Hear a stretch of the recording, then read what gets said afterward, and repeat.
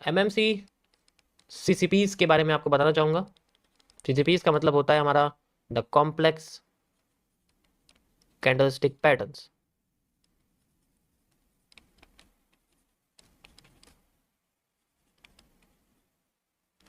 ये किस तरीके से काम करते हैं इनका आज मैं आपको 7वां कैंडलस्टिक पैटर्न बता रहा हूं। पुराने लोगों को पता है लेकिन आपका रिवीजन हो जाएगा और नए लोगों को पता लग जाएगा। ये है आपकी the big bar marubozu, marubozu. It is also known as the big bar. आप इसे बिग बार भी कह सकते हैं। ठीक है, मैं आपको इसमें इंडियन मार्केट का एग्जांपल दिखाने की कोशिश करूंगा, उसको आप ध्यान से समझना। मारू भूसू नहीं है ये मारू भूसू क्यों लिख रहे हो तुम? मारू बोजू है ये। तुमने तो कैंडल का नाम और उसका धर्म ही चेंज कर दिया। और मैं आपको इसमें आज द ग्रीन मारूबोजू के बारे में बताना चाहूंगा, तो आप ग्रीन मारूबोजू समझ सकते हैं। ठीक है, द ग्रीन मारूबोजू हमारे पास रहेगा। किस तरीके से काम करता है आप इसको समझिए। देखिए, मारूबोजू जो होते हैं वो बेसिकली आपके 4 तरीके के होते हैं। सबसे पहले आपके सामने आता है एक ऐसा, अरे ये कैसा पतला सा बन गया यार, इसको निमोनिया थोड़ी है। ये हुई ना बात, एक ऐसा।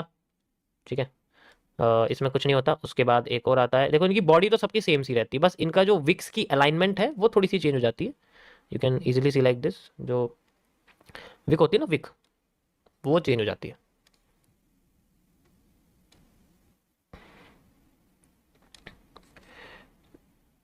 सबसे पहले आपके सामने आती है ये सिंपल नॉर्मल मारूबोजू। ये हमारे पास एक सिंपल और नॉर्मल मारूबोजू होती है। अगर आप आसानी से इसको देखोगे तो इसका नाम है एक नॉर्मल मारूबोजू।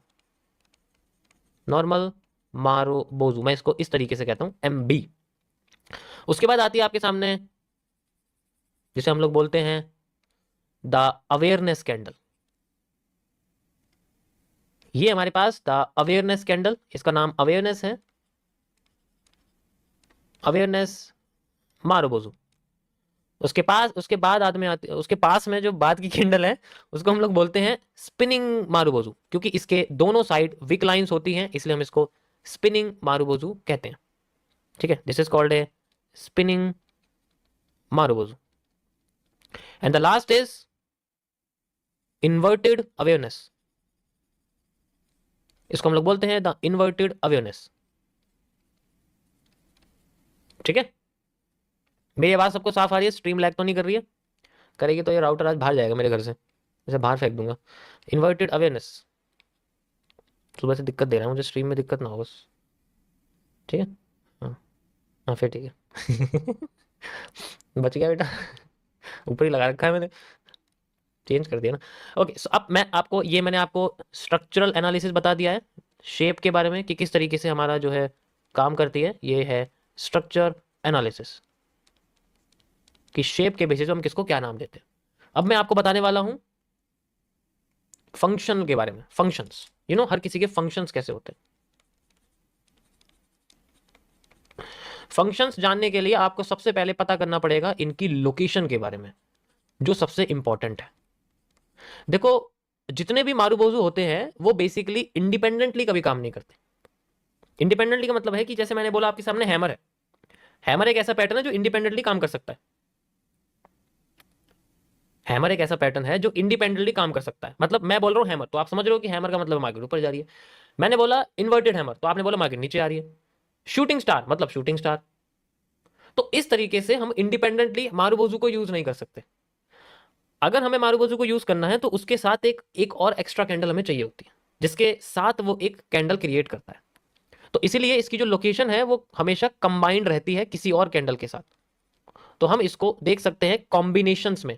अब कंबाइंड में ये किसी भी जगह बन जाए उससे फर्क नहीं पड़ता। ध्यान से समझे, अगर ये कंबाइन हो रही है, जैसे मैंने बोला आपके सामने हैंगिंग मैन है मेरे पास, तो हैंगिंग मैन के साथ अगर मारूबोजू ग्रीन कलर का कंबाइन हो रहा है तो उससे फर्क नहीं पड़ता, ये कहीं भी बनाओ। अब हैंगिंग मैन कहीं भी बन रहा हो उससे फर्क नहीं पड़ता। मतलब मारूबोजू कहीं भी बन रही हो, हैंगिंग मैन की पोजीशन से फर्क पड़ता है। ये दोनों कहीं ऐसी जगह होनी चाहिए जो कोई की लेवल है, जैसे किसी सपोर्ट पर हो, किसी रिटेस्टिंग लेवल पर हो, किसी FBG पर हो, ऑर्डर ब्लॉक पर हो। वो सारे की पॉइंट हमको पता है कि कहाँ होते हैं। तो ये इंडिपेंडेंटली काम नहीं करेगा। तो इसीलिए मैं आपको सबसे पहला जो है इसके अंदर फंक्शन बताने वाला हूं सबसे पहले वाले के साथ, जो सबसे पहला नॉर्मल मारुबोजू है वो किस तरीके से काम करता है उसको आप ध्यान से इसको देखना। ये जो हमारे पास नॉर्मल मारुबोजू है यार, हमें सॉरी गाइज, आपको ये गंदा सा ड्राइंग दिख रही है अब इसको देखना किस तरीके से होता है। तो इसके साथ हमेशा एक सेकंड कैंडल रहती है कि जैसे ये हैंगिंग मैन के साथ बन रहा है, ठीक है, ये हैंगिंग मैन है ना, और ये हमारे पास में ग्रीन मारुबोजू। तो ये दोनों मिलके क्या बनाते हैं, एक, इस केस में ये मारुबोजू बन जाता है एक पावरफुल बुलिश एनगल्फिंग का pattern, and it is one of the most powerful bullish engulfing pattern in the world. You can see it here. मैं आपको दिखाता हूं कहां पर है ये, ठीक है, यहां पर भी नहीं है,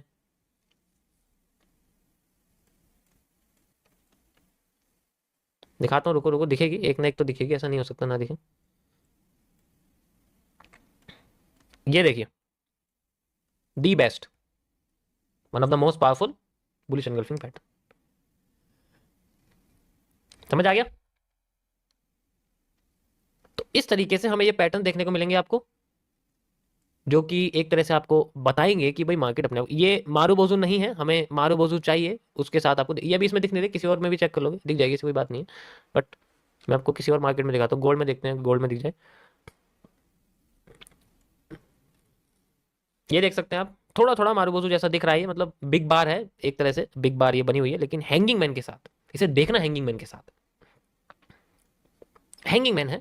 आप बॉडी अभी समझिए, मैंने आपको सिंपल वो बताया है, ठीक है, हल्का हल्का बस आप इसकी आप समझ सकते हो, ठीक है। तो ये पैटर्न आपको दिखेंगे उनके साथ ही, लेकिन आपको आइडेंटिफाई करना पड़ेगा। तो ये इस तरीके से बुलिश, यही सेम चीज आपकी जो है हर किसी के साथ होती है। यू कैन सी ये हर पैटर्न, ये आपकी नॉर्मल मारुबोजू के साथ भी बन सकता है, अवेयरनेस के साथ भी बन सकता है, स्पिनिंग के साथ भी बन सकता है, और इन्वर्टेड अवेयरनेस के साथ, मतलब चारों मारुबोजू के साथ हैंगिंग मैन अगर बनेगा तो ये तब भी बुलिश एनगल्फिंग ही माना जाएगा, क्योंकि इसकी कैरेक्टरिस्टिक्स अब उसके साथ कंबाइन हो चुकी है। अब इस केस में वो अपने आप को बुलिश एनगल्फिंग ही बनाएगा। हम अगर इंडिविजुअली देखते हैं तो उसका अलग मतलब होता है।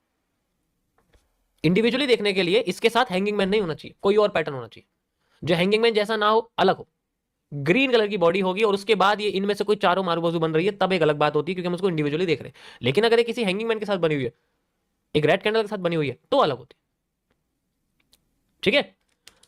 अब कोई से भी कंबाइन कर सकते हो, मैंने बोला ना चारों में से ये हैंगिंग मैन के साथ बनके बनते। अब बात करते हैं सेकंड मारुबोजू के बारे में, क्योंकि इसके बाद इसके बारे में कुछ ज्यादा खास इंफॉर्मेशन नहीं है। आप कह सकते हो कि ये एक बिग बार है, और ये मार्केट में ज्यादातर आपको आईएफसीज के साथ भी देखने को मिल सकती हैं। यानी कि जैसे मार्केट अपने आप को किसी भी कंडीशन से लेके जा रही है, तो मैंने इसमें आईएफसी का आपको एक्सप्लेन किया हुआ है, आई थिंक आपको याद होगा, मैं एक बार देख लेता हूँ यहाँ पर अगर किया हुआ है तो।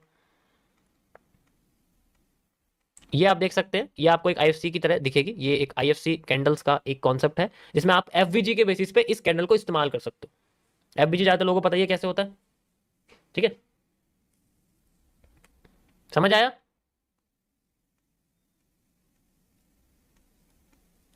चलते हैं वापस वहां पर। अब बात करते हैं सेकंड कैंडल के बारे में, जो कि हमारे पास है अवेयरनेस। देखो ये एक ऐसी कैंडल है जो हमें अवेयर करती है कि मार्केट का जो ट्रेंड है वो चेंज होने वाला है, मार्केट का जो ट्रेंड है वो चेंज होने वाला है। तो ट्रेंड चेंजिंग के बारे में ये हमें बताती है, और ये डायरेक्ट इन्फ्लुएंस नहीं करती कि बनी और ट्रेंड चेंज हो गया।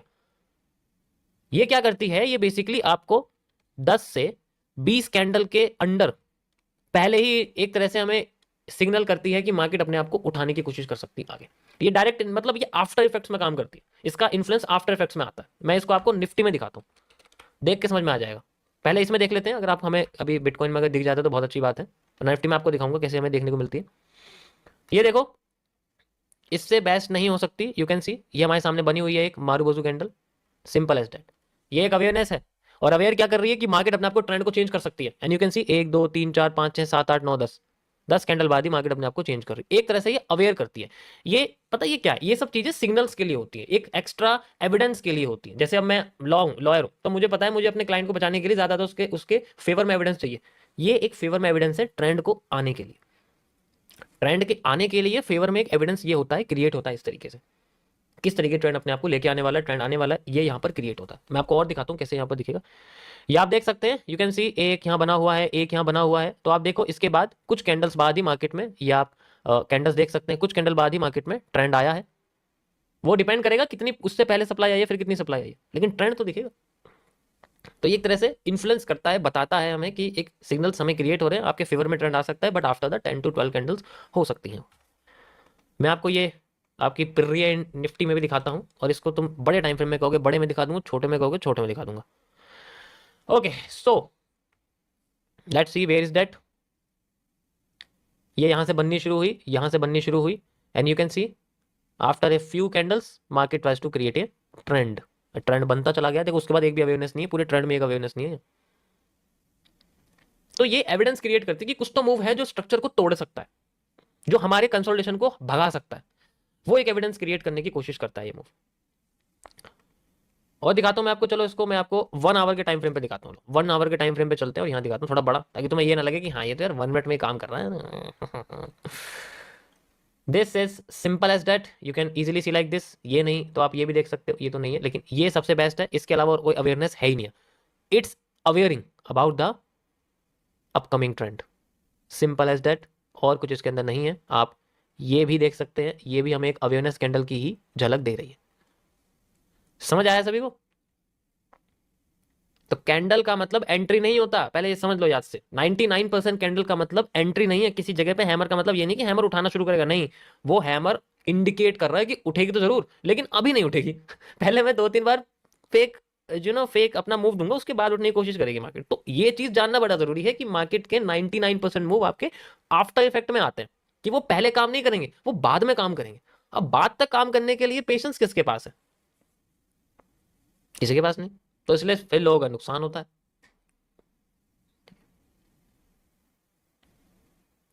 समझ आया?